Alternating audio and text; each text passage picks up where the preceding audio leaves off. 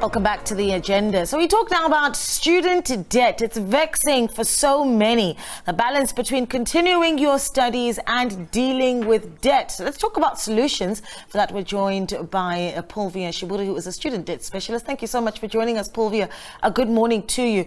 We've been watching developments at the various universities as the academic year gets started. And there's been some challenges, particularly around those who have access to student financing and those who really don't. But let's talk about just how big of a problem it is that we actually have where student debt is concerned in the country, particularly where schooling is concerned, where they're still in the schooling system, and then what happens afterwards. Thank you so much, Naledi, for having me on the show. I mean, what you said is just a very big and crucial point. We, even as a debt counselor, we have seen that you'll find that multiple parents come and apply for debt counseling because of the student loans that they've taken from several banks, and not only limited to banks as well. I mean, even obviously the grants that have been supported by government, that are initiated by government for student learning. It's quite a huge a critical point that at this point we have a number of students that still cannot pay back the money that they've taken, or the grants that they were given, to further their studies. They still struggle to pay them back. We also have parents as well that are also struggling to actually pay that back as well, in terms of the different loans that they've taken, the student loans in particular that they've also taken. I want to paint a picture though, because if you are still going into first year and you're starting your schooling career, what you may or may not realize that if you access student funding, and I mean a student loan, as soon as you finish your studies immediately. So let's talk about at what point you need to start paying that loan back so that we're able to plan forward. Depending on the type of loan that was taken, I know with student loans that you get from the bank, you start paying it while the child is still in tertiary, in first year, second year, up until they finish. But now with different ones, such as the government ones that have been initiated, you need to pay that after you finish your studies. So you need to first find employment before you can start paying off those debts. But as we know that the unemployment rate is very high in South Africa, you'll find that a number of students are unable to pay back the funding that were given to them. So it becomes a bit of a circle. We're running around in circles. There's so much debts that still is not paid up until this day by students, simply because there is no employment.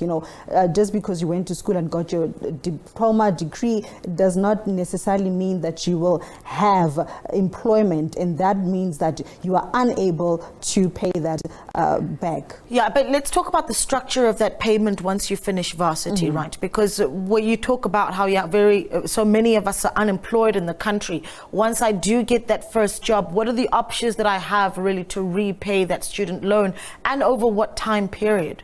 Look, it depends on how much how much is the principal date, but after you finish your studies, according to the contractual agreement, you are supposed to start paying it back as soon as you have completed the studies, regardless of whether or not the employment is there. But that is what makes it rather difficult for students to actually pay it back, because there is no employment that is guaranteed at that time. Yeah. But initially, it takes about 5 years to repay it, depending on the principal date that was done. Yeah. And the consequences of defaulting on that loan?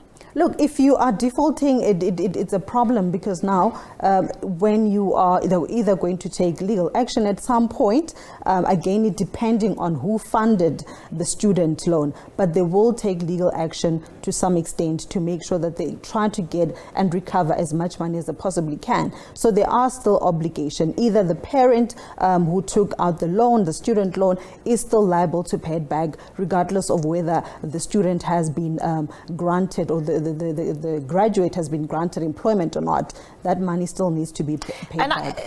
And I think what's quite interesting is that once you apply for a student loan as a student, you are asked, even if you apply with a financial institution, you are asked to find a parent who can back up that loan. And so that does put the financial health of that backer at risk as well. So if I am considering supporting a student, what are the things that I should be considering? There are multiple organizations that one can can apply for. But also you need to understand that when you sign surety for any loan and the initial person who took out the loan is unable to pay it back and you signed surety for them, you still need to make sure one of them that you paid back. One of you will still be liable for paying back the actual amount that was taken. Whether you signed surety or not, you are still liable to paying it back if the principal or the main applicant is unable to pay that back. So it's important to consider which route are we going? Are we going through a financial institution to obtain that student loan? Are we going to the government funding? Which one? It depends on where you fall in. But once you can start to arrange and address that and actually plan for it in time to say that this is what I'm going for, this is an option that I'm going for. Because with if you go to a financial institution and you're a parent and you sign surety for your child, you are liable to pay it back, and they can actually take legal action against you. And the reality is we all want our children to have a really good education, tertiary education particularly, that is, and we need to consider as well what that means for our finances. But thank you so much for speaking to us, Paulvia Shiburi, joining us in studio.